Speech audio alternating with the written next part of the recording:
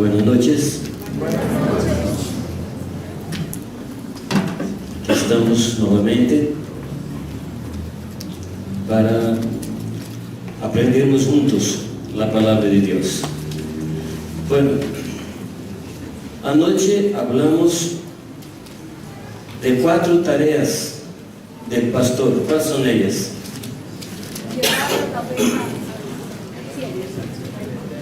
La primera, llevar la oveja a la vida eterna. ¿Y qué es la vida eterna? Conocer a Dios. ¿No?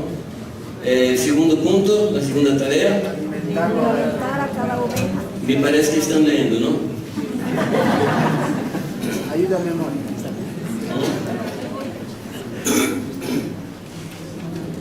¿Están consultando la memoria? Sí, entonces la segunda tarea, alimentar a la oveja. ¿Qué tipo de alimentación? Balanceada, apropiada. ¿Apropiada a qué? Al tiempo, la edad y el servicio o el ministerio que está haciendo, ¿no? Por supuesto que comprendemos que no podemos hacer esto con mucha gente, y también no se hace de púlpito, ¿verdad?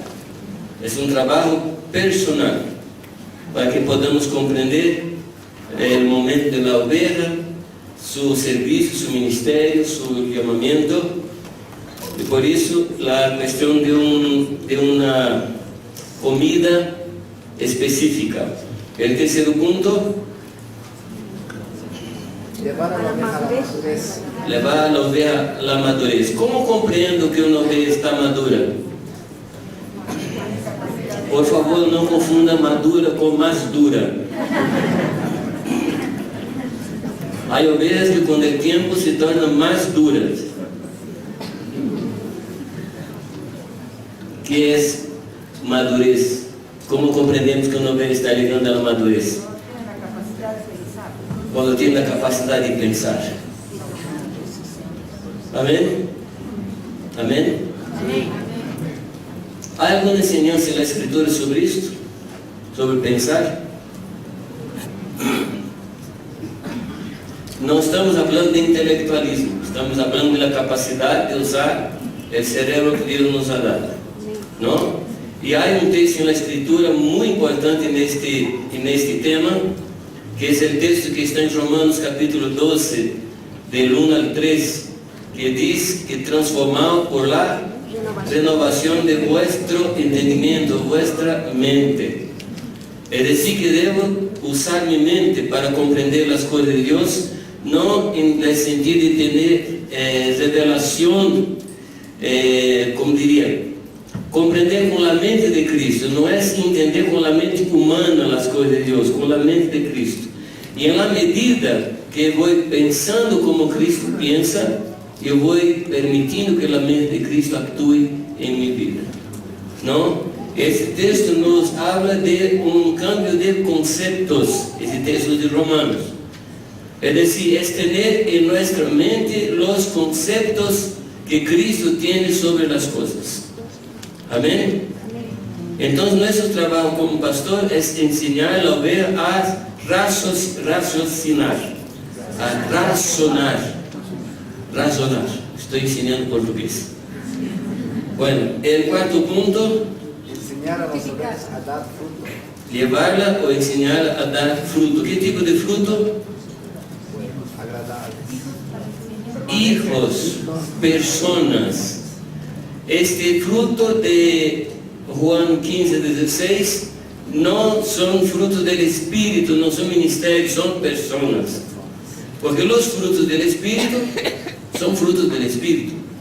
No podemos producir los frutos del Espíritu, pero podemos y debemos producir personas, claro, en el poder del Espíritu Santo. Amén. Bueno, ayer una hermana, me parece que Rosario, me ha preguntado sobre la cuestión de las pastoras. ¿Qué pensamos de esto? Estoy seguro para hablar porque ahí ela por la mañana hablamos un poquito con los presbíteros, entonces puedo hablar aquí. Bueno, yo hablé que en un ámbito general, todos pastoreamos, ¿sí o no? Sí. Todos pastoreamos, el padre pastorea, la madre pastorea, porque pastorear significa cuidar de personas, cuidar de vidas, ¿no? No estamos hablando de títulos, estamos hablando de función, de servicio. O sea, no hay necesidad de poner títulos, ¿sí o no? ¿Hay necesidad de títulos, sí o no? No. Interessante que muitas vezes nos dirigimos a las personas por títulos, ¿no?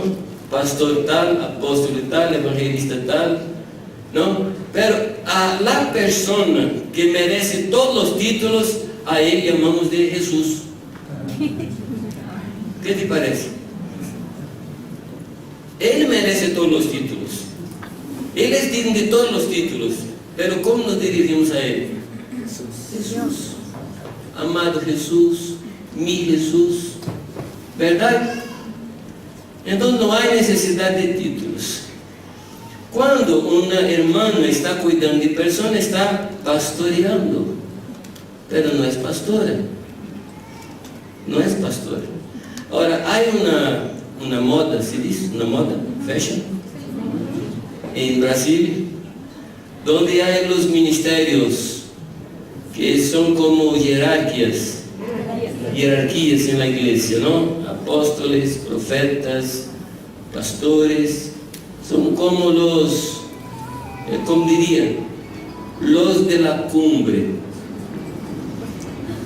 Un día yo estaba dibujando un organigrama de la iglesia, estaba poniendo presbíteros, diáconos, obreros y el pueblo.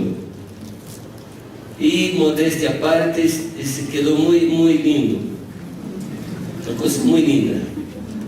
Pero yo miraba y percebí que alguna cosa estaba equivocada. Yo no sabía qué era, no sabía. Y miraba, hasta el momento que tuve la idea de cambiar, de poner de, ¿cómo se dice? Cabeza. De cabeza.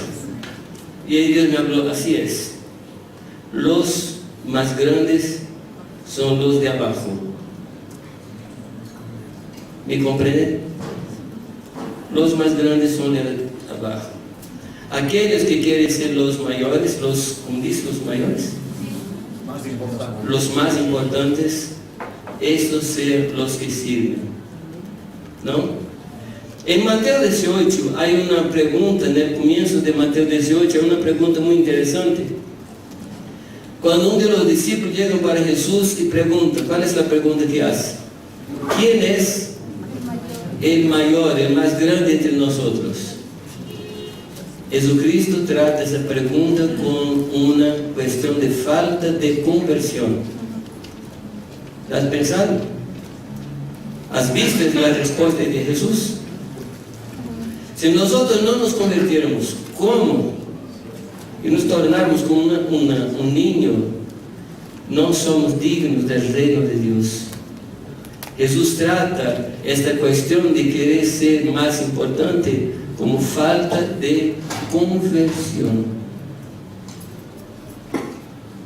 Si tú te sientes más grande que otro, tal vez sea una necesidad de conversión en esta área de tu vida. ¿Me comprende, sí o no? ¿Me comprende? Si tú miras en la vida de Pablo, cuando tenía más o menos 58, 59 años, él escribe su carta a los Corintios y dice que él era el más pequeño de los apóstoles, o sea, estaba comparándose con los apóstoles. Y él decía que no era digno de ser llamado apóstol, porque era como nacida fuera de tiempo, como un aborto, ¿se dice aborto? Tenía más o menos 62 años cuando escribió la carta a los Efesios y dijo que era el menor de los santos. Es decir, ya no se comparaba a los apóstoles, estaba se comparando a los santos. Más o menos a los 65 años de edad, escribiendo su segunda carta a Timoteo, dijo que era el más grande de los pecadores. ¿Percibe el crecimiento de Pablo? Crecimiento hacia abajo. Entonces, por favor, quita de tu corazón el deseo de ser el más importante. Hay algunos hermanos que dicen, bueno, yo no soy el peor, no soy el mejor, pero también no soy el peor. ¿Has escuchado esto? Falta alguna cosa. Hace falta alguna cosa. Y también en Brasil se ha puesto sobre hermanas posición de gobierno. Queridos, digo una cosa a ustedes, digo con mucho temor. Dios no ha puesto a la mujer en posición de gobierno, porque la mujer es la parte más frágil. La mujer es pastoral, la mujer es más emoción, por eso más frágil. El hombre es puesto en gobierno. Y Pablo explica esto, que Dios puso el hombre como cabeza de la mujer. Algunas personas toman la historia de Débora, es decir, toma una excepción y transforma en regla. Y si estudiarmos la historia de Débora, vamos a percibir que ella habla a los hombres, siempre confundo, Baraque y Baruque. Baraque. Él habla a Baraque. Dios iba a libertar a Israel para vergüenza de los hombres. Él iba adelante. ¿Me comprende? La mujer no fue hecha por Dios para estar en posición de gobierno, porque es vaso frágil. No es cuestión de defecto, es una característica. Estaba hablando a los hermanos ayer por la mañana y estaba comparando un vaso de plástico y un vaso de cristal. Pregunto, ¿cuál es el que tiene defecto? ¿El de plástico o el de cristal? ¿Cuál es el que tiene defecto? ¿El de plástico o el de cristal? Ninguno de los dos. Cuestión de característica. La mujer es el vaso de cristal. El hombre es el vaso de plástico que soporta presiones y pancadas. La mujer no. Entonces debemos proteger nuestras hermanas y no poner una posición en la cual Dios no la pone. Amén. Déjame contar solamente una cosita. Yo estaba hablando sobre esos temas en un congreso de pastores y allí había varias pastoras. Y en el segundo día estaba hablando de ministerios y una de las pastoras me pregunta, entonces, Ramel, por lo que he oído hasta ahora, ¿tú no crees en el ministerio pastoral de la mujer? Digo, no creo. Yo creo en el ministerio pastoral de la mujer, pero yo no creo en el ministerio de la mujer en el gobierno de la iglesia. Y ella me preguntó, entonces todas las pastoras que están aquí deben renunciar. Digo, no, vamos a trabajar para que Dios levante hombres para estar en el lugar de ustedes. Yo he trabajado en varias congregaciones que tienen mujeres adelante. Yo he trabajado y Dios nos ha bendecido que hombres están se levantando para proteger las mujeres. Amén. Bueno, esta es mi posición. Los presbíteros pueden arreglar después alguna cosa. Y si no soy más invitado, sé por qué no.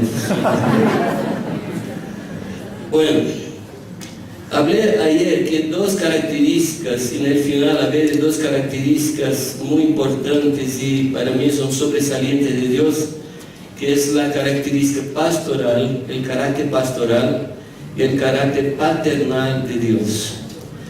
Dios es nuestro pastor, y si quieres puede tomar el Salmo 81, que dice, tú que eres el pastor de Israel, Salmo 81. Yo voy a hablar los textos y en casa los hermanos van a abrir y leer. Amén. Amén. Amén. Génesis 49, 24 habla de Dios como pastor. Salmo 23, que dice, el versículo 1, el Señor es mi pastor. Isaías 40, 11 habla de Dios como pastor.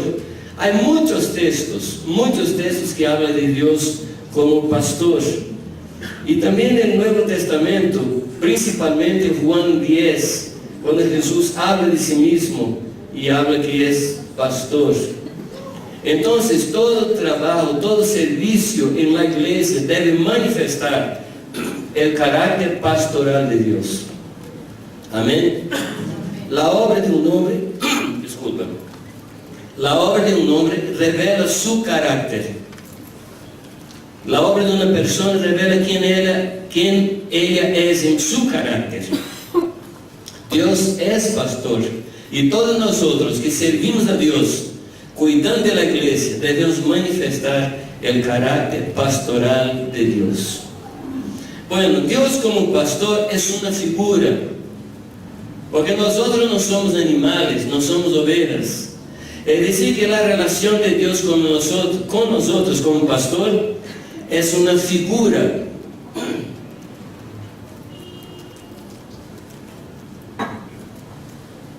Ahora, el carácter paternal de Dios no está hablando de figura, está hablando de lo que Dios es. Dios es Padre. Amén. Amén. Dios no es como un pastor. Dios no es un pastor, es como un pastor.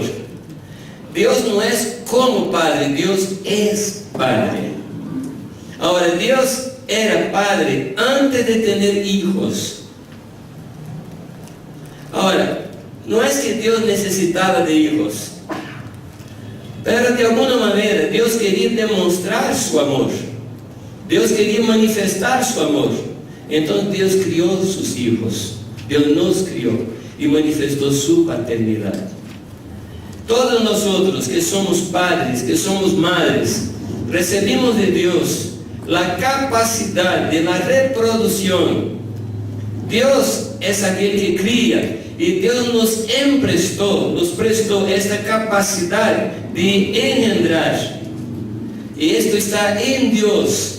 Y nuestra tarea en la tierra, como padres de familias, como pastores de la iglesia, como personas que cuidamos de otras personas, debemos manifestar el carácter paternal de Dios. Amén, hermanos. Amén. Hay una cosa que hemos hecho en la iglesia que me parece que necesitamos poner atención. Es una cuestión de formar líderes. No un curso de líderes, que más formación de líderes. Pero quiero decirles que la palabra líder, ¿cuántas veces aparece en la escritura? ¿Ninguna? No. 21 veces. 21. En Nehemías y en Crónicas. Pero aparece solamente una vez se refiriendo a Dios como líder, como capitán. Ahí la palabra puede ser traducida como líder o como capitán. Pero todas las otras veces que aparece la palabra líder, tanto en los libros de las Crónicas como en el libro de Nehemías, se refiere a trabajo y no relación. Explico. Cuando Nehemías puso los hombres para construir los muros, puso algunos para liderar la restauración del muro. Cuando termina la restauración, termina el liderazgo. Y el líder no necesita siquiera saber el nombre de las personas. ¿Sí? Podría por número en los albañiles. ¿Verdad que en la construcción de los muros no había albañiles? No sé por qué. Allí estaban los albañiles y el líder Podría poner números, el albañil número 1, el número 2, número 3. No necesitaría saber el nombre, de quién era marido, dónde vivía, nada. Basta que hiciera su servicio y hiciera bien. ¿Me comprenden, hermanos? Entonces, líder no refleja relacionamiento. Por eso, en la escritura no usa la palabra líder. La escritura toma el nombre de padre. Son padres. La iglesia, las personas que cuidan de otras son padres. Amén. Amén. Ahora mira, el padre siempre, o debe ser, ¿no? Debe ser siempre un líder, pero el líder no es padre. El padre debe liderar, y liderar significa ir adelante, mostrar cómo es el camino, por dónde debe andar. Esa es la función de un líder. Pero no debe ser solamente líder, debe ser padre. Entonces creo que debemos pensar en esa cuestión de liderazgo en la iglesia. No formar líderes, formar padres y madres que sean líderes. Amén, ¿me comprenden? Formar padres y madres que tengan capacidad de liderazgo y no estar solamente en términos de líderes. Yo fui a tomar cuidado en una iglesia que el pastor tenía esta mentalidad de liderazgo y enseñó a todos los hombres de la iglesia que eran líderes, todos los hombres. Y el problema que faltó, hizo falta personas para que pudieran ser lideradas.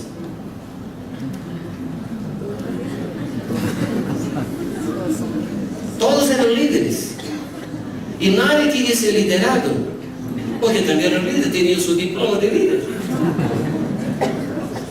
Trabajamos con esa congregación varios meses, algunos años, hasta que Dios me dio una palabra: reunir los líderes, o sea, todos,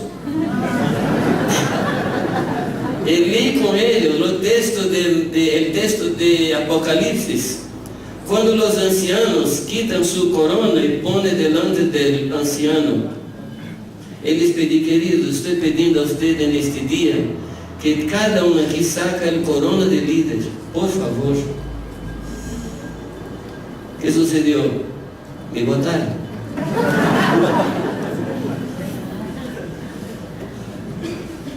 Pasado casi 10 años, me invitaron nuevamente y le estoy nuevamente con ellos. El hecho es que esa congregación se transformó en más o menos 8 o 10 congregaciones, porque todos querían liderar, todos querían, eran líderes. Ahora, si fueran padres, la cosa sería distinta. ¿Me comprenden, hermanos? Y ahora estamos en un nuevo momento de reconstruir las congregaciones que ya están trabajando con los líderes para que renuncien su posición. Es un trabajo difícil, porque cuando uno pone en su cabeza que soy líder, termina el carácter de siervo. ¿Verdad? Que Dios nos ayude a formar escuelas de padres siervos, de madres siervas. Amén.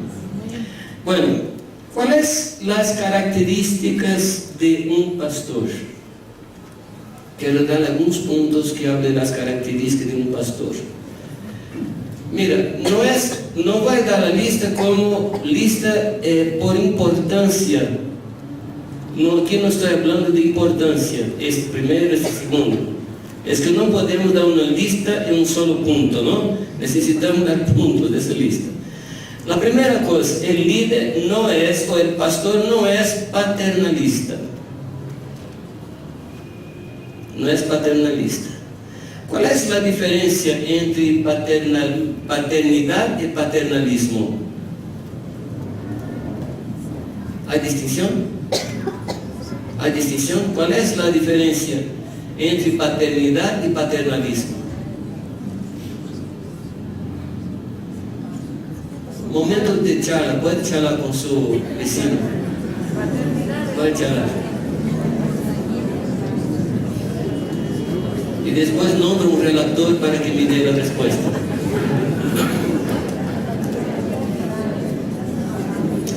Bueno, quiero darles algunas sugerencias, ¿sí? Primero, en la paternidad, el padre, ahora quiero ayude en el castellano, porque hay palabras que todavía no sé. El padre entesora para el hijo, atesora para el hijo. En el paternalismo, los hijos enriquecen a los padres. Cuanto más hijos tengo, más futuro tranquilo tengo. Tener muchos hijos, en caso del paternalismo, es tener seguridad contra el futuro. Es una posibilidad de jubilación, porque tengo muchos hijos. Es decir, voy a tener muchos hijos para que yo tenga provecho. Y el padre atesora para los hijos, no espera lograr nada de los hijos. Pregunta a los padres, ¿cuál es el logro que los padres tienen con los hijos? ¿Ah? Que él sea independiente. Sí, pero ¿qué ganamos con ellos? ¿Qué es?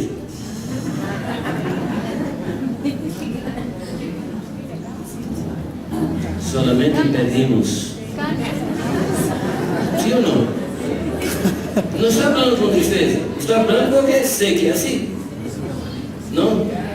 Aquellos que quieren tener hijos, sepan de esto. Voy a tener muchos hijos para que me quede rico. Al revés. El padre se alegra en la realización de los hijos. En el paternalismo, la gloria es de los padres. Cuando un hijo alcanza un éxito en su vida, los padres, yo lo hizo. Se orgullan, ¿no?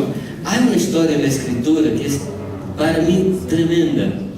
Cuando David estaba en su lecho de muerte, los hombres de Israel llegan para David y dicen que el reino de tu hijo crezca más que tu reino, que el nombre de tu hijo sea más importante que tu nombre. Si David tuviera síndrome o algún complejo de inferioridad, había muerto en este momento. ¿Qué te parece? El padre verdadero nunca va a pensar en la cuestión de la ingratitud, ¿se dice? Ingratitud de los hijos. Hay padres que dicen, mis hijos son muy ingratos. ¿Qué quieres decir con esto? ¿Estás esperando pago? ¿Qué es la gratitud? La gratitud es una manifestación de agrado que se da a alguien que nos hizo alguna cosa buena. Ahora pregunto, ¿qué bien hicimos a nuestros hijos más de aquello que es nuestro deber? ¿Me comprenden? No? Mi portugués, mi castellano está difícil. ¿Qué hicimos con ellos de bien que fue más que nuestro deber? Por favor, los hijos ahora pon los dedos en los oídos. Por favor.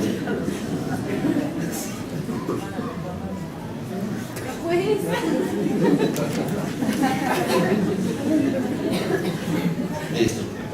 O tú pones en ella y ella en otro y los en otro. Los hijos no pidieron para nacer. Entonces, todo lo que hacemos no pasa de deber. Entonces, tú no puedes llegar nunca para tus hijos y decir, tú eres un ingrato, porque yo hago y tú no me valoras. Falta de humildad. Porque el humilde no necesita ser valorado. Por supuesto que debemos enseñar a nuestros hijos la gratitud no hacia nosotros, a Dios y a otras personas. Pero nosotros, lo más que podemos hacer no pasa de deber. ¿Los padres están de acuerdo? Un amén muy débil, pero sigamos. El padre prepara los hijos para caminar libres. En el paternalismo, el padre prende y no libera.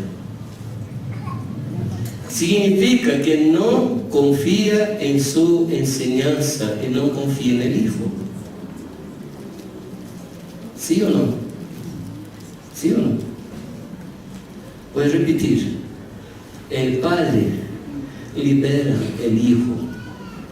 No sé si están de acuerdo cuando miramos a la historia del hijo pródigo. No sé si están de acuerdo cuando miramos a nuestra propia vida, cuando Dios nos dio libertad para hacer lo que quisiéramos. Dios no nos prende. ¿Sí o no? ¿Sí o no? Un hermano me habló una vez una frase muy interesante, que la sangre de Cristo nos liberta y el amor nos prende.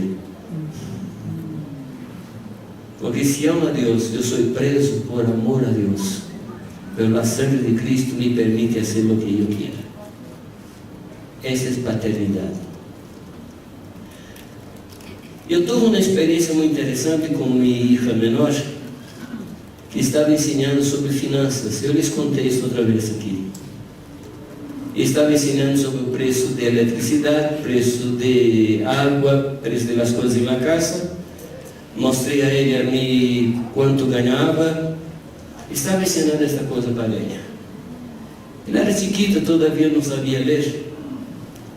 E quando chegou em seu cumpleaños, eu lhe falei: mira querida, vamos agora à tienda de juguetes e tu vas a escolher o juguete que quieras. E eu necessitava poner a prova minha ensinança, verdade? Toda ensinança deve ser provada. E ela me deu 2 lições tremendas neste momento. Bueno, antes de contar isto, ela estava aprendendo o valor da eletricidade. E um dia estava uma pessoa na casa que estávamos hospedando, e a pessoa saiu da peça, do quarto, e deixou a luz prendida. Ela chamou a pessoa e disse: hermano, por favor, apague a luz, porque a luz aqui é muito cara. E eu me quedei avergonzado, pero era verdade.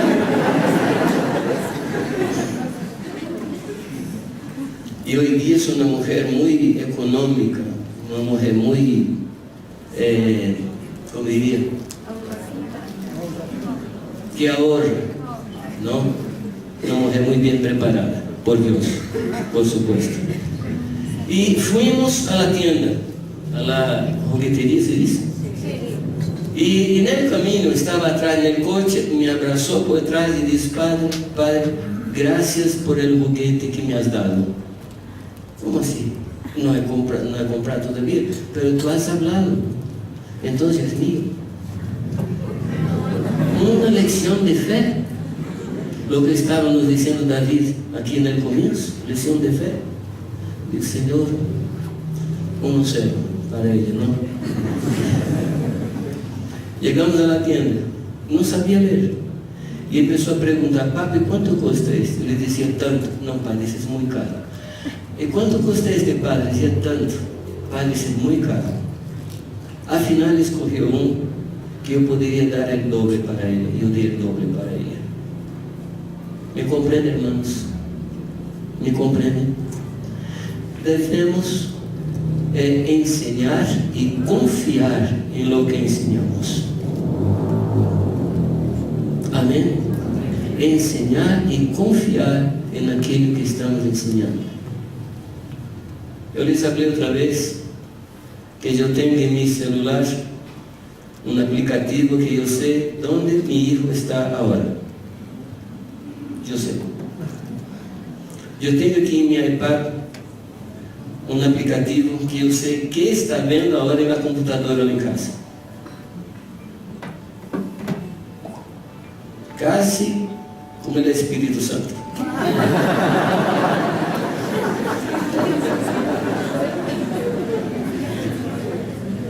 El problema es que es casi. Porque si lee vigilo se dice, 23 horas y 59 minutos por día no es suficiente. Y el único que puede vigilarlo 24 horas por día es el Espíritu Santo. Entonces mi oración es que mi hijo sea lleno del Espíritu Santo. Y voy a confiar en el Espíritu Santo, no en él, pero en el Espíritu Santo que está en él. Y la enseñanza que yo le di. Amén. Bueno, en la paternidad, el padre pierde para que el hijo gane. En el paternalismo hay una fuerte competencia entre hijo y padre. ¿Sabe qué? Tal vez no suceda aquí entre ustedes, pero algunos matrimonios que yo he acompañado, yo percibo que hay una competencia entre padre e hijos por la madre. Una competencia. ¿Se comprende competencia? Una disputa, quién es el dueño de la mujer. Sí, verdad. Una competencia. Y el padre empieza a hacer cosas de niños. Competir con los niños. Paternalismo. En la paternidad no hay competencia. En la paternidad, los padres permiten que los hijos experimenten, se dice, riesgos. En el paternalismo tenemos una super protección. Es decir, que los hijos crecen sin saber pensar. Crecen dependiendo de alguien que le enseñe el camino siempre, hasta en su matrimonio. Que el Señor nos ayude a sermos paternales y no paternalistas. La paternidad es sinónimo de pérdida. Pérdida. La paternidad o maternidad es sinónimo de pérdida. Si tú esperas ganar alguna cosa en la paternidad o la maternidad, tú estás equivocado, porque siempre perdemos. Pero ¿qué ganamos en la paternidad? Ganamos cuando nuestros hijos llegan a su éxito, cuando nuestros hijos tengan suceso en la vida. ¿Suceso? Tengan éxito en la vida. Ahí nos alegramos. Ahí tenemos éxito porque nuestros hijos tienen éxito. La paternidad incluye la muerte a cada día. Jesucristo habló que por amor de vosotros somos entregues a la muerte todo día. Todo día. Amén. Ven, querido, ahí está el camino de la paternidad. Ahí está el desafío. Nosotros solo sobrevivimos, ¿se dice? Sobrevivimos en la vida de nuestros hijos. Morremos para que ellos vivan. Amén. Nos santificamos para que ellos sean santos. Nos entregamos a la cruz para que ellos tengan la gracia de Dios y la vida de Dios. Ese es el camino. No hay otro. Punto 2. El pastor, según el corazón de Dios, no es mercenario. ¿Mercenario?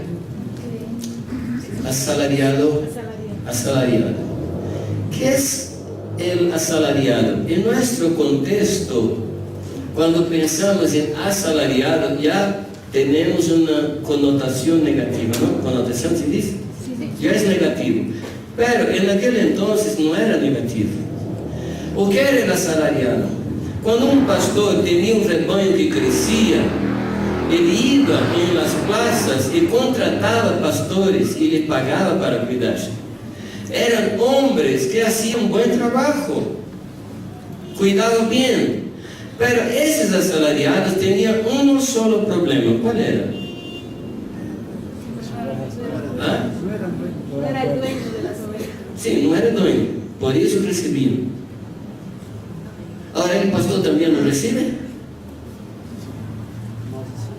¿No recibe el pastor? No.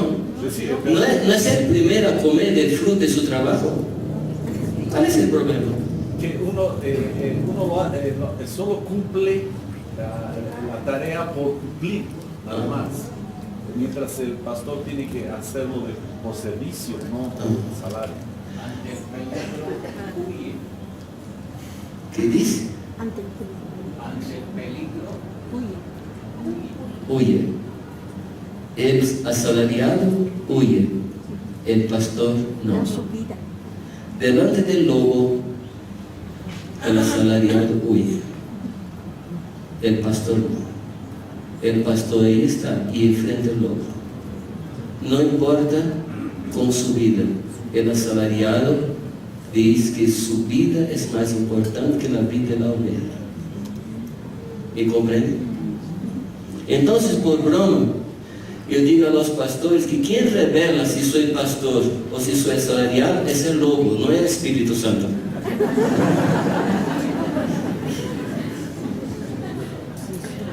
Porque puedo pensar, Señor, soy mejor pastor que hay en La Paz, hasta que venga el lobo. Y el lobo va a mostrar si soy o no. Cuando estudiamos la historia de David, vamos a ver que era un pastor que no amaba su propia vida, pero amaba las ovejas. La cuestión aquí no es el sueldo, es la valoración de su vida o la valoración de la vida de las ovejas. El pastor no ahorra a sí mismo. Ahorra se dice. Ahorra. No economiza su vida, no preserva su vida. El asalariado preserva su vida. No, es la diferencia. Cuando el asalariado ve el lobo, él huye. Queridos, nosotros debemos amar nuestro trabajo y amar a Jesús de tal manera que no vamos a tener nuestra vida por preciosa, pero tener la vida de las ovejas por preciosas. Déjame contar dos historias, una historia y otra un texto de la Escritura. Bueno, hubo un hombre en la historia de la Biblia que tuvo un problema con su hermano por influencia de la madre y necesitó huir, ¿no? Y ese hombre huyó. En el primer momento que paró, agarró su bastón y oró al Señor: Señor, si tú permitires que yo vuelva en paz, yo te daré el diezmo de todo lo que tengo.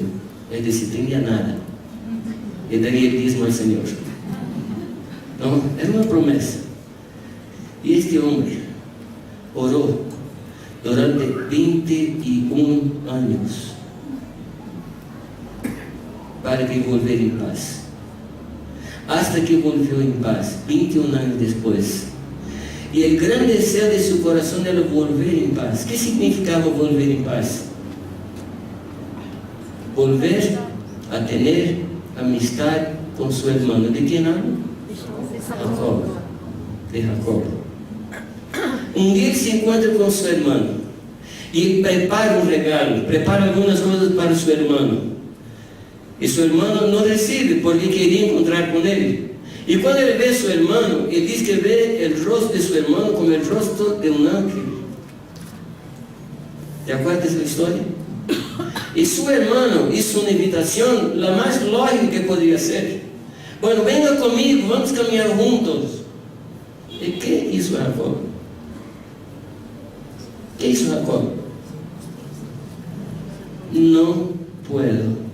Porque yo tengo ovejas que amamantan, yo tengo ovejas chicas y no puedo andar en un paso distinto que las ovejas.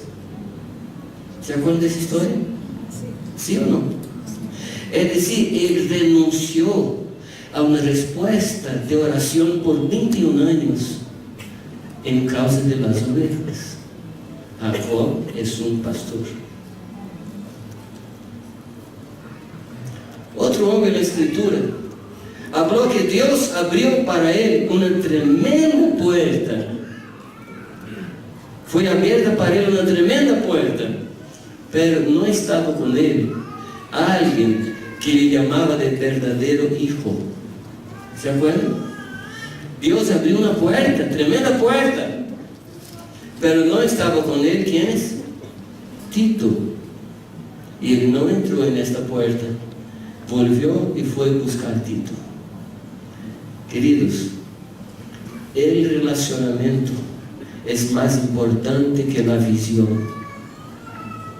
Personas son más importantes que ministerios. Amén.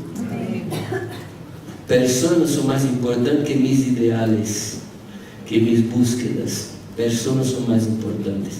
Jesucristo no murió por visión, Él murió por personas. Por eso es nuestro pastor. Amén. Seguimos. En este caso, el pastor tiene disposición al sacrificio. Pablo nos enseña que él entregaba su vida en favor de las personas. Él dice que de buena voluntad él se gastaba se dice, y se dejaba gastar, aunque amando más, fuera menos amado. ¿Y cuántas veces las personas no valoran nuestro trabajo? Pero paramos de trabajar. No, porque eso es lo que debemos hacer siempre. Amén. Porque el ministerio no es fuente de ganancia, ni financiera, ni emocional. Trabajamos porque somos fieles al Señor. No porque tenemos recompensa de las personas. No buscamos recompensas. Buscamos ser fieles a nuestro Dios. Amén. El pastor no busca proyección personal. ¿Sí? ¿Está correcto? ¿Sabe que en Brasil, en muchos lugares, el pastor es valorado por el número de miembros que tiene su iglesia? ¿Sabe de esto, no? Estoy hablando de Brasil. Si tu iglesia tiene 100 personas, tú tienes un valor. Si tu iglesia tiene 1000 personas, tú tienes otro valor. Y si tu iglesia tiene 5000 personas, tú eres el más valoroso pastor de Jundiaí. Y descubrí, conviviendo con pastores, que los pastores tienen por lo menos 3 medidas de éxito: la construcción de los templos, el saldo bancario, ¿cómo es? La cuenta bancaria y el número de miembros que tiene. Un pastor que llegó a un lugar y tenía solamente una pequeña salita, y en el final de año construyó un gran templo, una gran catedral. Este es el suceso, de éxito. El otro que en su iglesia tenía una cuenta bancaria de $100, final del año de una cuenta bancaria de $100,000. El otro que tenía 100 personas, final del año, 2,000 personas. Y yo miré pensando en estas cosas, paré para mirar la vida de Cristo y empecé a preguntar: ¿cuántos discípulos tenía Jesucristo? 12. ¿Seguro? ¿Cuántos? Bueno, Lucas habla de 500. En tabernáculo había más o menos 120, ¿verdad? Pero ¿cuántos estaban al pie de la cruz? 1. ¿Cuántos discípulos Jesucristo tenía? 1. Porque el discípulo se cuenta en el momento de la cruz y no en el momento de la distribución del pan.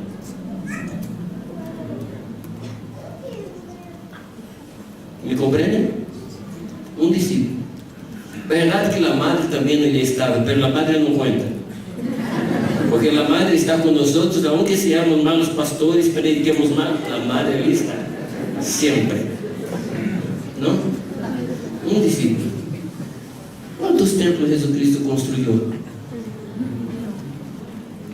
El que había, él habló de derribar.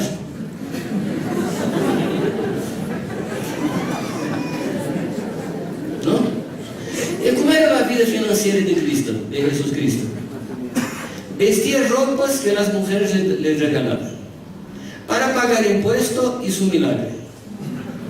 Y el tesorero era el ladrón.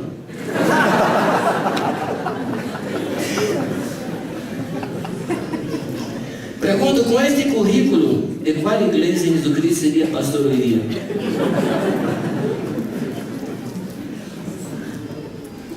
Hermanos, el mundo nos ha enseñado cosas que Jesucristo no nos ha enseñado. Jesucristo nos impresiona con cosas que nos impresionan. Amén. El más grande hombre que hubo en la faz de la tierra murió solito en la cárcel, Juan Bautista. Entonces, por favor, no busque las cosas que el mundo busca. El verdadero pastor no busca proyección personal. Ahí hablamos un poquito de Ana, que mientras estaba peleando con Penina, no tuvo hijos.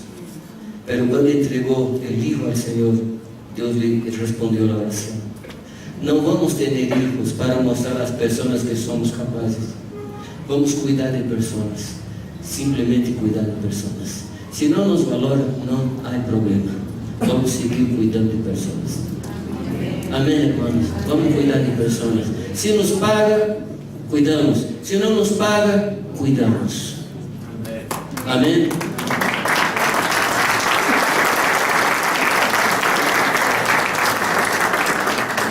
Otro punto, el pastor no es dominador. La palabra dominador viene de la expresión latina domini, o sea, dono, dueño. Nosotros no somos dueños de las ovejas. ¿De qué somos dueños? ¿De qué somos dueños?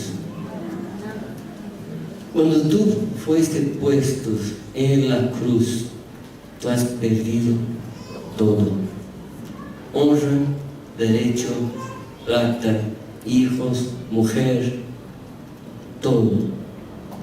Tú tienes nada. Entonces, cuando hablar de los hijos, digan: los hijos que Dios me ha dado para cuidar para Él.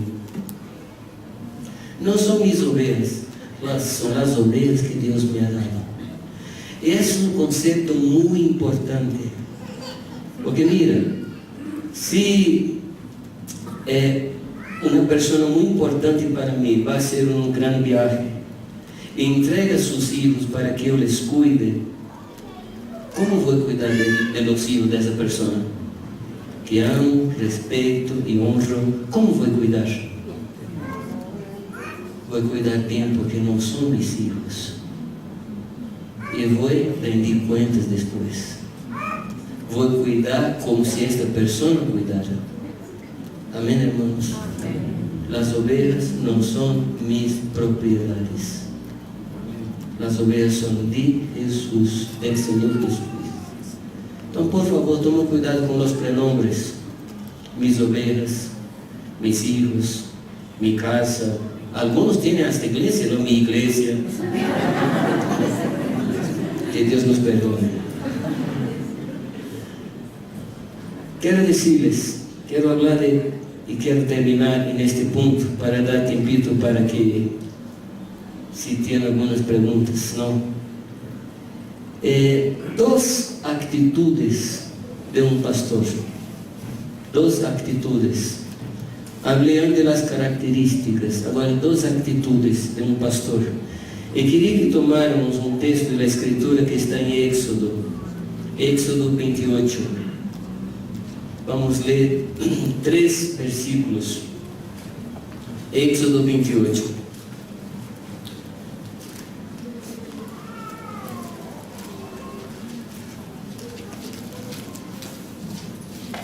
¿Encontraron? ¿Alguien puede leer para mí el versículo 12? 28, 12. Amén. Y pondrás las dos piedras sobre las hombreras de elfo, Del el efod, El efod. para piedras memoriales a los hijos de Israel. Y Aarón llevará los nombres de ellos delante de Jehová sobre sus dos hombros por memorial. Sí, ahí está, el sacerdote tenía varias piezas, se dice, de ropa, y una era el efod. Y en el hombro estaban 12 piedras con los 12 nombres de las tribus de Israel. ¿Sí? Ahora vamos para el próximo versículo, el 15.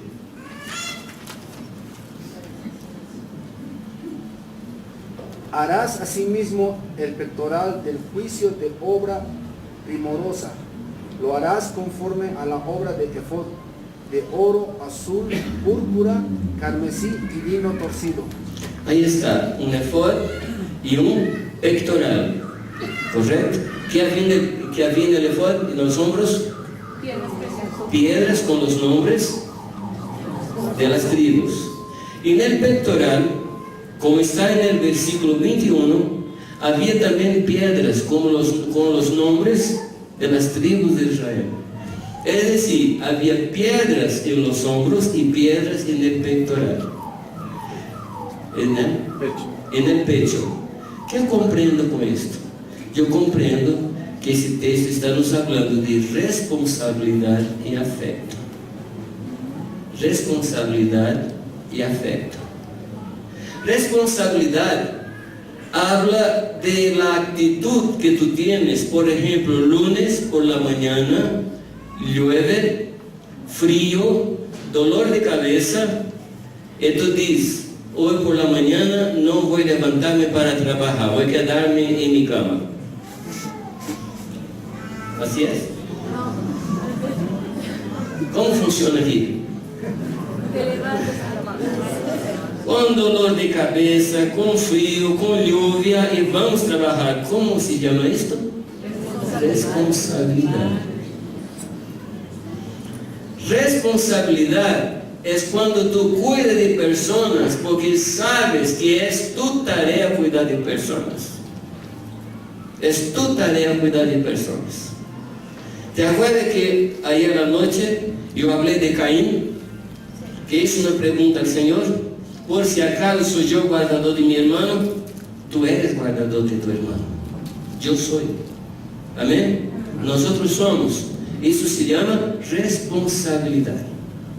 Amén, queridos.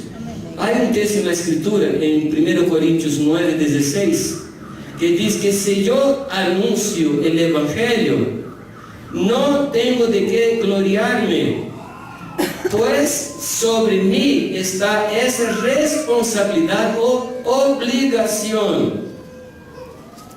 Amén, queridos. Predicamos el Evangelio porque tenemos una obligación de predicar. Si yo no predico, las personas no pueden ser salvas.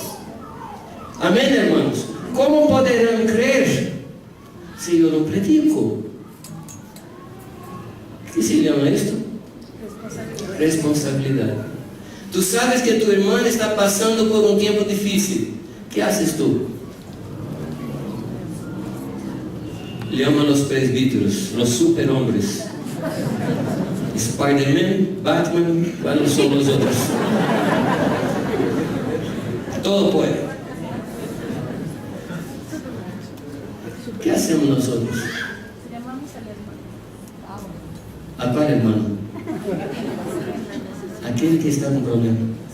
Y vamos allí. Y vamos allí. Cuidar de él. Porque es una responsabilidad. Pero estoy cansado. Estoy cansado. Tengo problemas. Tengo muchos problemas.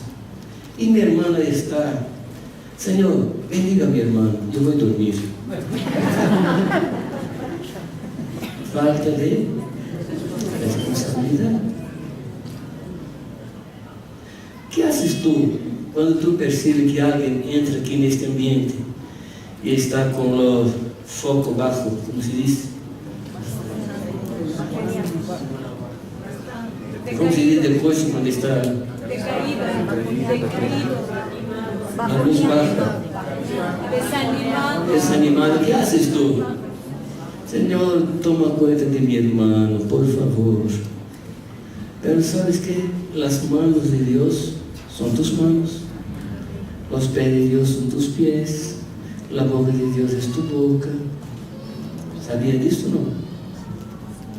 ¿Cómo uno puede servir a Dios si no sirve a los hermanos? ¿Cómo podemos decir que servimos a aquel que no vemos si no servimos a aquel que vemos? Es una cuestión de responsabilidad. Por favor, querido, nosotros somos sacerdocio real y en nuestros hombros están los nombres del pueblo de Dios. ¿Sabía de esto, no? Ah, por eso sentí un peso en mis hombros. Ahora está claro para ti. Porque pesa sobre ti los nombres de tus hermanos, de la iglesia de Bolivia, de la iglesia de La Paz, de la necesidad de evangelización hasta la última nación. Este día estaba hablando a las hermanas y decía, mi querido, predique el Evangelio, porque está escrito en Mateo 24:14. Es el último señal que va a acontecer. Mateo 24:14. ¿Qué dice allí? Y será predicado este Evangelio del reino para testimonio de todas las naciones, y entonces vendrá el fin. Entonces diga a los hermanos, por favor, prediquemos a todas las personas, que puede ser que esta persona sea la última persona de la última nación y Jesucristo vendrá. Predique el Evangelio por responsabilidad, para que personas que fueron perdonadas por el Señor no vayan para el infierno, porque no saben que fueron perdonadas. ¿Cómo se llama esto? Responsabilidad. Todos somos responsables. Amén. Amén. Queridos, en la iglesia no hay la cuestión que unos hacen y otros asisten. No existe eso en la iglesia. Estaba hablando, no sé si con Ted o con Jorge, que en la iglesia, queridos, aquellos que no trabajan, dan trabajo. Si tú no trabajas, tú estás dando trabajo. No sea parte del problema, sea parte de la solución. Amén. No sea parte del problema. No sea peso muerto. ¿Sabe peso muerto? Vamos juntando cosas en el maletero. Y vamos juntando cosas en el maletero. Y hay personas que son con cosas muertas en el maletero de la iglesia. Que Dios nos ayude a no sermos pesos muertos en la vida de la iglesia. Amén. Amén. Eso se llama responsabilidad. Y Pablo decía que predicaba el Evangelio porque sentía la obligación de predicar el Evangelio. Pero hay otra cosa, afecto. ¿Qué es afecto? Cariño, ¿qué más? Aprecio, apego. ¿Apego se dice? ¿Ah? Sentimiento. Hay una carta de Pablo que me encanta. Es la carta de Pablo a los Filipenses. Yo llamo esta carta de carta de los sentimientos. Porque en 4 capítulos hay 50 referencias a sentimientos. En 4 capítulos, 50 referencias a sentimientos. Y el punto alto de la carta es el capítulo 2, versículo 5, que dice que debemos tener el mismo sentimiento que hubo en Cristo Jesús. La carta toda habla de sentimiento, toda la carta. Y dice que debemos tener. Y antes del versículo 5, desde el versículo 1 del capítulo 2, habla de cómo los hermanos cuidaban los unos de los otros. Pero hay un momento en el capítulo 2 que es un momento muy interesante. Pablo estaba hablando de Epafrodito. ¿Se acuerda de Epafrodito? ¿De dónde era Epafrodito? Epafrodito era de Filipos. Y los hermanos de Filipos tenían un peso muy grande por la vida de Pablo. Amaban a Pablo. Y Pablo en este entonces estaba caminando para la prorrogación de su vida, como se dice en fútbol. El tiempo regulamentar de Pablo estaba terminando. Tiempo extra. ¿Ah? Tiempo de descuento. Tiempo adicional. Adicional. Y los hermanos estaban preocupados con él. ¿Y qué hicieron? Enviaron Epafrodito para cuidar de Pablo. Esto es piedra en el pecho. Y allí está Epafrodito. Y Pablo escribe esta carta y dice a los filipenses: mira, Epafrodito está muy preocupado con ustedes. ¿Y por qué estaba preocupado Epafrodito? Porque Epafrodito oyó, se dice, que los filipenses estaban preocupados con él porque él estaba enfermo. O sea, Epafrodito estaba preocupado con la preocupación de los filipenses. ¿Me comprende? Porque Epafrodito estuvo enfermo. Y Pablo dice, realmente él estuvo enfermo hasta casi la muerte. Pero Dios le sanó por mi causa, para que yo no fuera consumido por excesiva tristeza. ¿Percibe la confusión? ¿Cómo se llama esto? ¿Cómo se llama esto? Iglesia. Así es la iglesia. No es solamente responsabilidad, pero es afecto, cariño, sentir falta, desear estar junto. Algunas veces nosotros nos quedamos un poco enfadados de cristianos, ¿no? Y yo estoy un poco cansado de los hermanos. Querido, cuando llega este sentimiento en tu corazón, el problema no está con los hermanos, está contigo. Porque nosotros debemos ser llenos de ternos afectos, tiernos, ¿se dice? Afectos de misericordia los unos por los otros. Piedra en los hombros habla de responsabilidad. Piedras en el pecho habla de afecto. Así es la iglesia. Así es la iglesia. Deseamos estar juntos. Deseamos vernos. Y cuando no nos vemos, ¿qué hacemos? Buscamos, telefonamos, llamamos, cuidamos los unos de los otros. Amén. Hermanos, seamos prácticos. Dios ha puesto tantas cosas en nuestras manos, ¿no? WhatsApp, email, ¿qué más? Facebook, FaceTime, ¿cuántas cosas más? ¿Cuántas cosas más? ¿Sí o no? ¿Cuántas cosas? Coches para visitar, los ónibus, el lindo teleférico. Hoy día subió el teleférico. Lindo, parabéns. Mis cumprimentos. Lindo. Deus nos ha facilitado la vida. Quando Pablo queria ver um de seus irmãos, tomava um navio e dias de viagem. Eu tenho um amigo que trabalha numa tribo na Amazonas, que viaja 30 dias para llegar na tribo, 30 dias. Eu estava agora em Moçambique e um irmão um pastor que estuvo con nosotros, tiene 71 años. Hablar de la edad es muy importante ahora, porque la expectativa de vida en Mozambique es 41 años. Yo sé, yo tengo 67, ali soy Matusalén.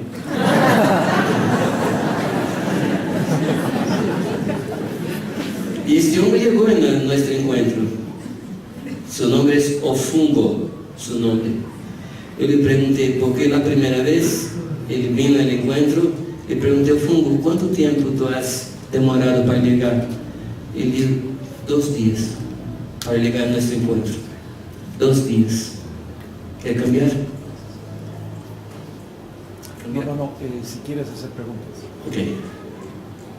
2 días viajando para llegar al encuentro. Pero la primera vez, él viajó 24 horas de bicicleta en una estrada de pura arena. llegó a un punto que él no soportó más caminar y dos muchachos estaban pasando por él y le arrastraron su bicicleta.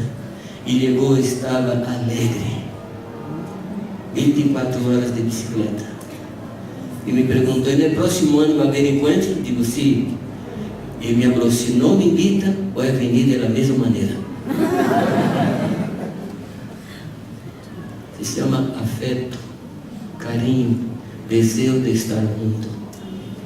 Que Dios ponga en nuestro corazón tiernos afectos de misericordia y que quite de nosotros toda pereza, toda frieza de unos para con los otros.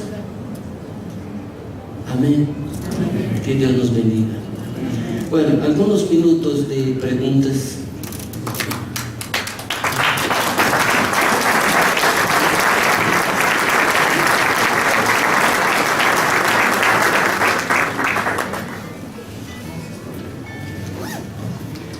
Dios mediante, mañana queremos hablar de las bases de nuestro pastoreo.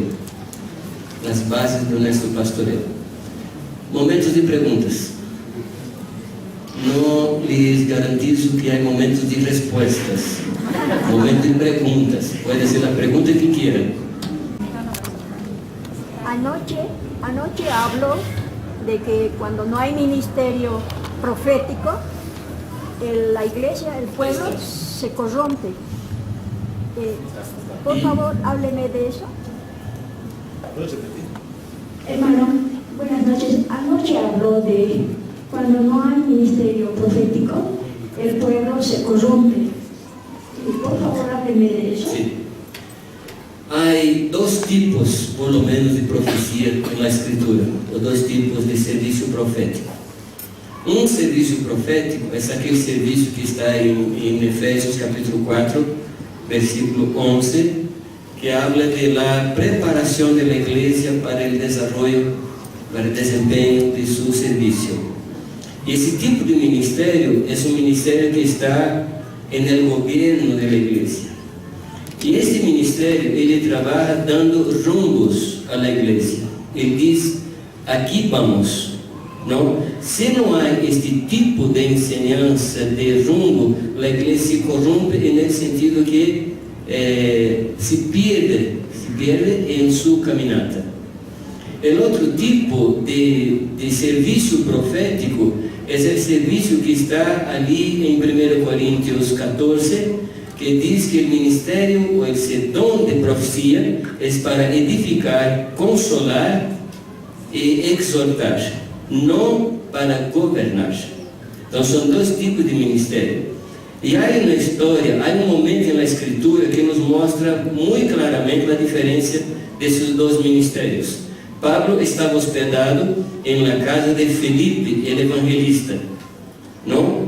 Y Felipe tenía cuatro hijas que profetizaban.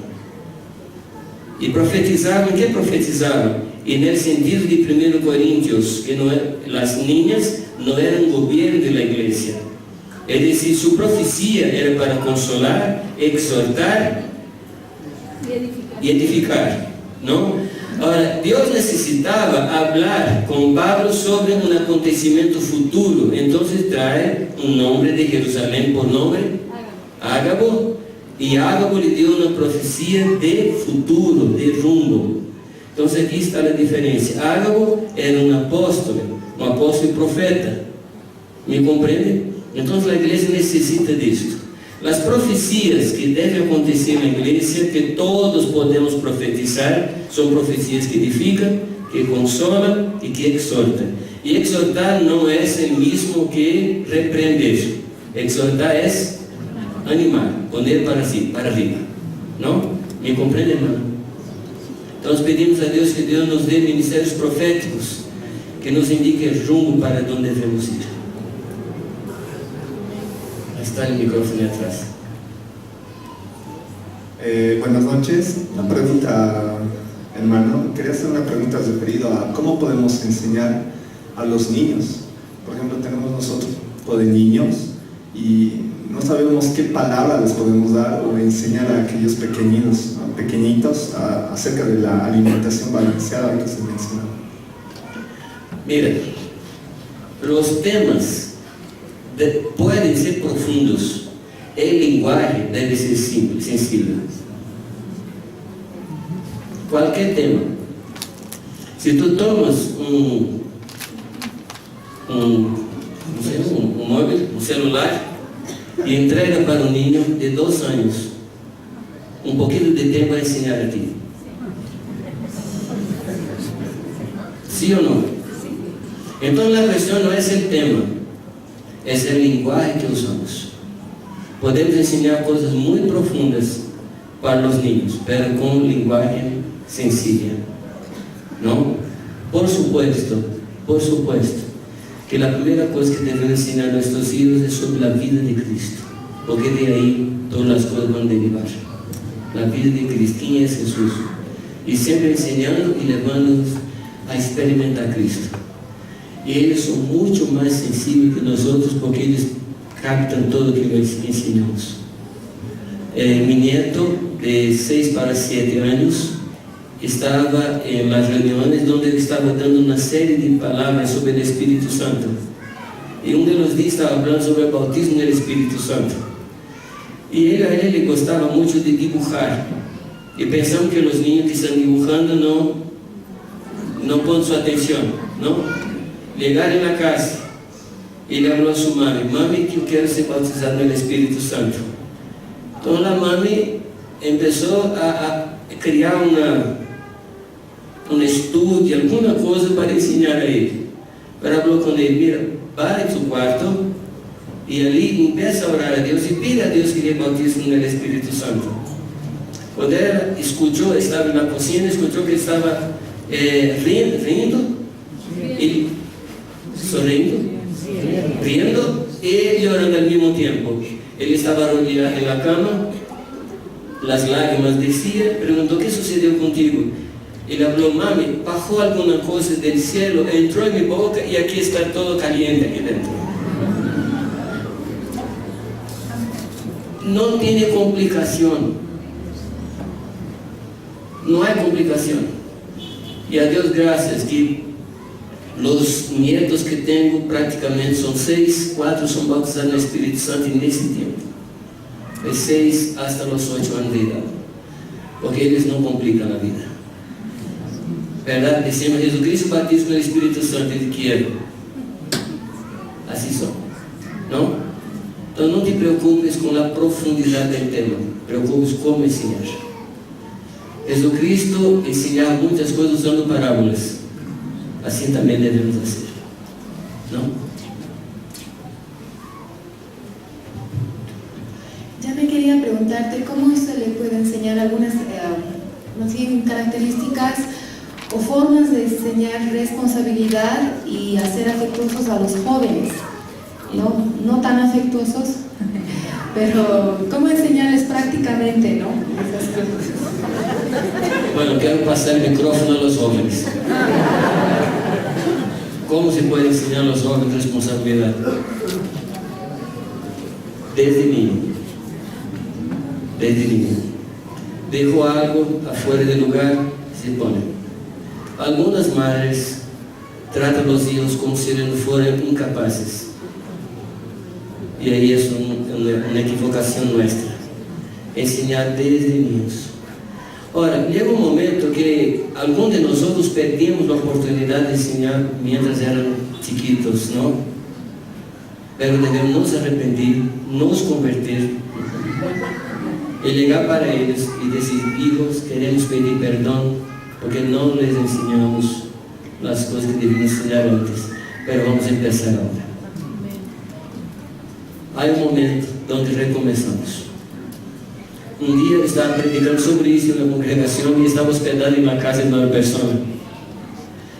Y cuando llegué allí, la niña, la chiquita, dice: es decir, que tú eres el hombre que mandó mi padre me disciplinar.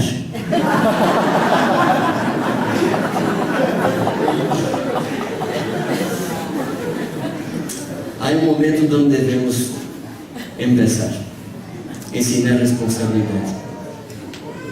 Hay momentos que não podemos mais usar vara, usar, ¿cómo se llama el de ping pong?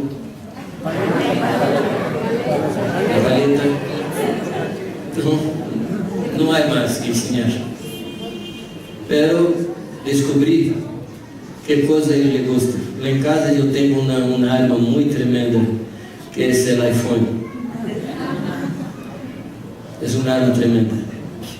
Mira, si tus deberes no son hechos, tú vas a estar sin el iPhone un mes, 2 meses.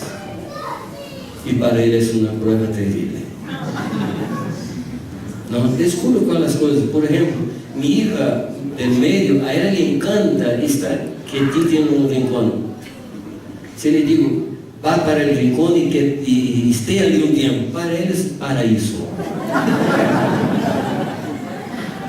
Entonces cada hijo tiene su personalidad, su manera de ser. Debemos descubrir, ¿no?, cómo debemos llegar al corazón de ellos, ¿no? Pero la disciplina debe empezar desde chiquito, ¿no? Desde chiquito. No sé si... O sea, si pueden, con micrófono, por favor. Perdóname. Y entre hermanos, ¿cómo enseñarles a ser afectuosos, hermanos carnales y también espirituales? Me parece que el camino más efectivo es ser ejemplo. Me parece. Todas las cosas que Jesucristo hizo de manera didáctica, todas las cosas. Las sanidades, la resurrección de Lázaro, las oraciones, el lavapiés, siempre de manera didáctica para enseñar. Si quiero enseñar la cuestión del afecto, yo necesito ser afectuoso. ¿Afectuoso dice? Enseñar el afecto por el afecto, ¿no? Es ser más práctico y menos teórico. Por supuesto que la enseñanza de la palabra ayuda harto, pero nuestra enseñanza por el ejemplo habla más fuerte que nuestra enseñanza por un texto bíblico, ¿no? Entonces, si tú cuidas de personas, tú debes enseñar por el ejemplo, ¿no? ¿Alguna otra persona más? Aquí está.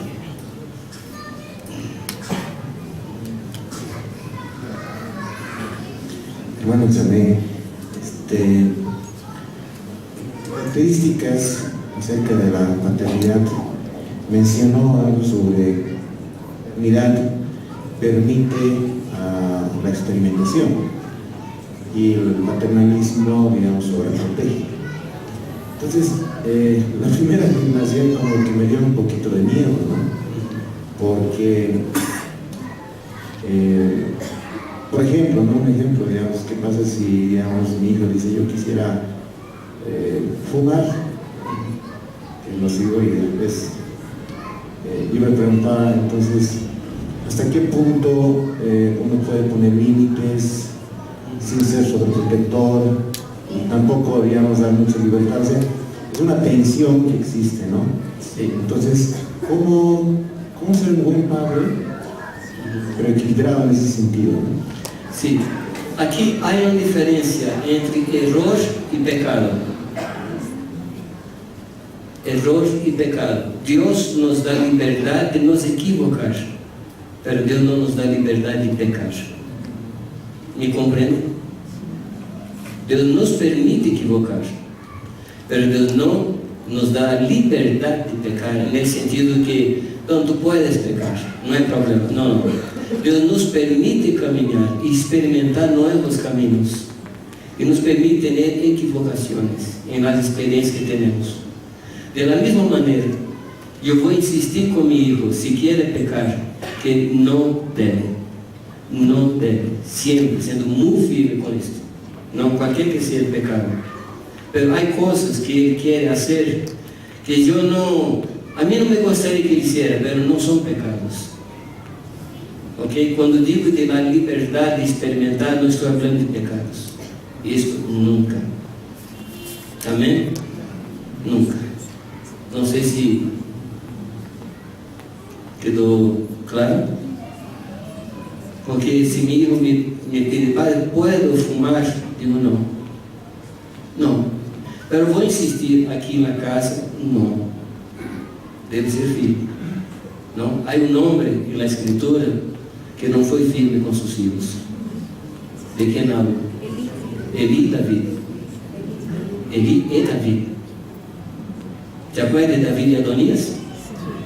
Que David nunca contrarió a Adonías. ¿Se acuerdan? Y Elí no llamaba la atención de sus hijos, le preguntaba a sus hijos: ¿no les parece, hijos queridos, que hacer esto es mal? Los hijos, no. Y se ve así.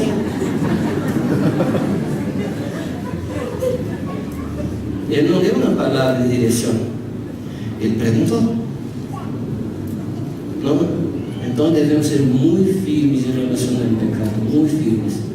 Porque Dios es firme con nosotros. Él dice, no peques. Amén, querido. Ahora, hay cosas en la vida. Por ejemplo, para mí, para Iraní, que moramos un poco alejados del centro de la ciudad de Jundiaí, para nosotros fue muy difícil permitir que nuestro hijo fuera de micro para el centro de la ciudad. Porque nuestro hijo es muy lindo. ¿No? Y a nosotros parecía que estaba a merced de todas las personas, que iban a robar, que iban a golpear. ¿Me comprende qué quiero decir? Permitir que corran riesgos. En el año pasado le enviamos un grupo de jóvenes para hacer un trabajo en el norte de Brasil, en un grupo de 72 islas. Y allí fue, y entró en la marea, ¿dice? Con barro aquí en la cintura. Ahora, si fuéramos más paternalistas, no permitiríamos, porque no queríamos que nuestro hijo sufra. En el comienzo de ese año tuvo un encuentro en Portugal, y él fue solito para Portugal. ¿Me comprende? Es que llamo de correr riesgos. No me refiero a pecado. Amén. ¿Alguna otra cosa? Aquí, adelante. Sí. Pastor, yo pienso de que muchas personas de la iglesia tenemos hijos que no están convertidos. Y a veces ese es el problema que tenemos muchas mamás, que no sabemos cómo vamos a lidiar con un niño cuando viene su recuerdo, su rabia contra nosotros. Lo que no tenemos, yo no tengo esposo. Entonces, a veces tengo choques con un hijo que tiene 28 años y que no es convertido a Dios. Yo creo que nunca es sabio tener choques. Yo creo que nunca debemos tener choques. Debemos poner la posición e ir delante de Dios. Porque nosotros que tenemos muchas veces voluntad de abrir la cabeza de los hijos y meter la Biblia, también aquí, ¿no? ¿Verdad? Y abrir y poner Biblia, poner todo, en matemática, historia, todo. No conseguimos. Ninguno de nosotros convierte a nadie, ¿no? Pero nuestra tarea es decir, aquí es el camino y entrar delante de Dios. Mi esposa Iraní tiene una frase que yo tomé como mi frase, que hay momentos que debemos parar de hablar de Dios para la persona y empezar a hablar de la persona para Dios.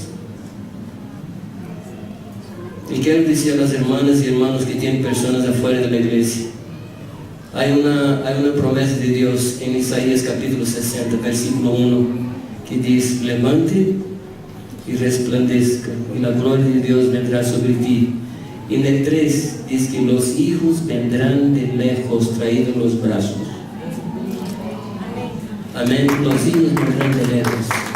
Las promesas de Dios para nosotros. Yo tengo experiencias de mi hija se alejar del Señor. Y fueron 6 meses. Yo salí del ministerio, me alejé del ministerio y fui delante de Dios. Avisé a la iglesia que no estaba de pastor, y mi hija ahora es misionera en Inglaterra. Volvió al Señor 100%. Amén. Bueno, que Dios les bendiga. Quiero decir una cosa.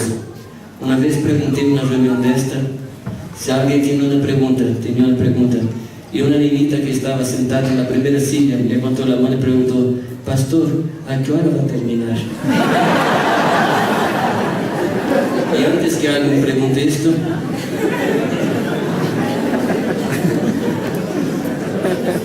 gracias, Daniel. Muchas gracias.